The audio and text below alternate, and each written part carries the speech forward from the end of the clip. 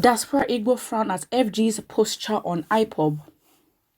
Backs Ebubeagụ ESN synergy.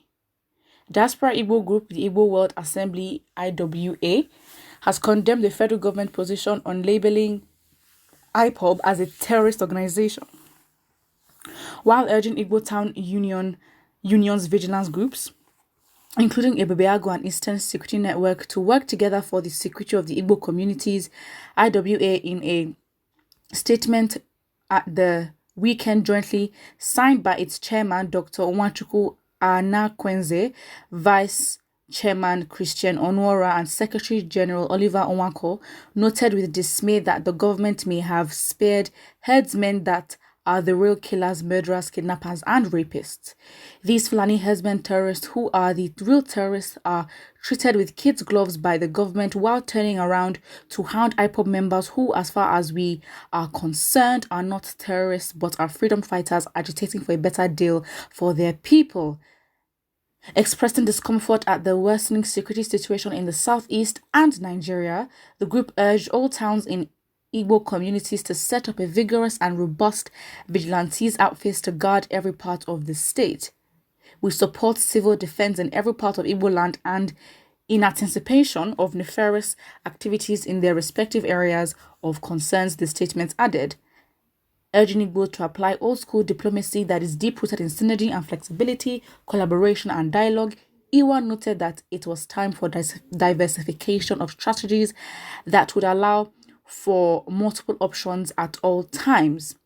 We should always put out our smartest men and women that are skilled in diplomacy at the helm of Igbo affairs. These men and women must be ready and willing to genuinely represent Igbo interest at the center, Nigeria, and the world at large.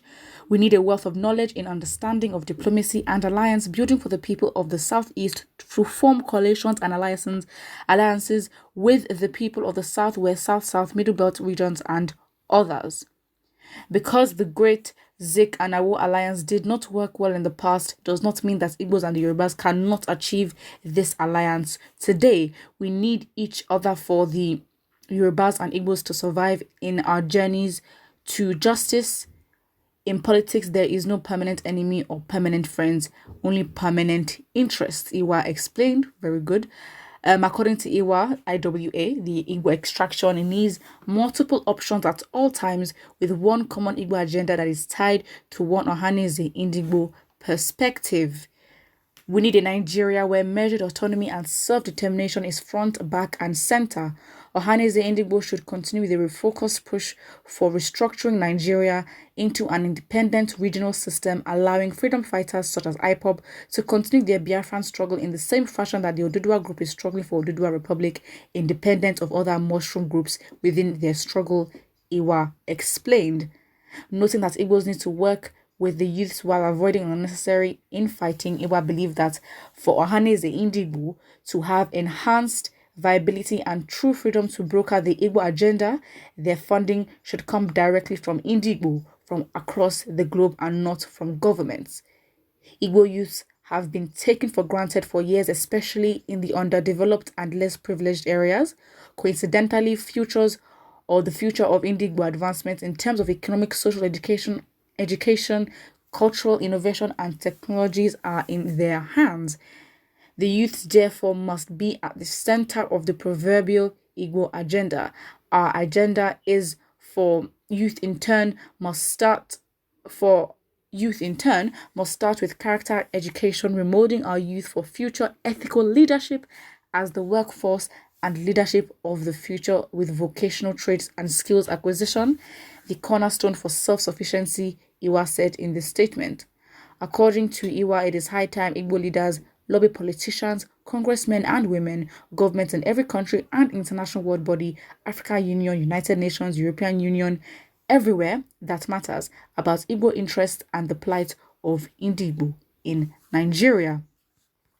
All right, this was very well articulated. This was very well straight to the point and very diplomatic, as they said. They're practicing what they preach in terms of, the failed diplomacy between Awo and Zik, and of course, because that failed does not directly mean that this alliance has to fail. And then in ones that are in support of pro one Nigeria, they could also argue that, you know what, just because we've had a pretty bad start to an independent country does not mean that we can go forward and go forward in this kind of manner.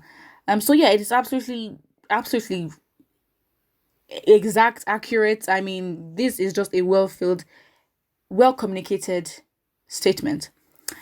Somebody says, please remove Ohane's Indioshi Ebube Ekuke from guarding and protecting our lives and properties because they're working for the interest for their paymasters and Fulani Janjaweed government in power. Do you believe that? I mean, there are so many. When it comes to Igbo groups, I think Ohaneze Indigbo is one of the ones that are, in terms of the consensus and view around them, it's very much mixed. People are like, I do not trust them at all, because from their patterns in the past, it seems as if they've been dancing to the tune of, the Nigerian politicians in some way, on some order. And some are like, you know what, they are part of us, they are part of ESN, part of Ipob, all that. So again, it's very mixed when it comes to, including Indigo. That would be left for the people to decide. Somebody says, stop making the kettle black in order to kill it. It was widely reported that Governor Uzodinma said that politicians were responsible for the attacks on police stations and correctional institutions at Imo State. So why do you make such false references on Ipob? Very true. I mean, I can't necessarily say and confirm that Governor Uzodinma said that politicians are responsible for all the, atrocities going on, but I can definitely say that why would you make references to ESN when their patterns have proved otherwise? You know what I mean? And it just doesn't make sense. We are yet to hear of a single organized military attack against Fulani headsmen that butchered 15 innocent Ebonyi people over 3 weeks ago, and that is quite disturbing. That is true. But again, it's tough. It's a very tough situation, but I think it's the hypocritical, side of the government. Well, a huge side, because that's how they relate with Nigerians. So yes, there's no point, trying to change the narrative when you are the epitome of the narrative that you're trying to condemn. Doesn't make sense. Absolutely not. And yeah, somebody says, lay the blame on the brainless fools called governors of the Southeast. Look at the Yorubas. I understand why I called them fools. So this person say, in comparison to how the Yorubas are doing their thing, the Igbo governors are fools. Do you think so? I personally believe that, each region has what they're going through and all that. But I think for a region that has something like Nnamdi Kanu, or has, has fought for self-determination the longest, it's backstabbing to have governors work against that and, send, military to just quench that as a whole. It doesn't make sense. Put what you think about it in the comment section below, and don't forget to like and subscribe.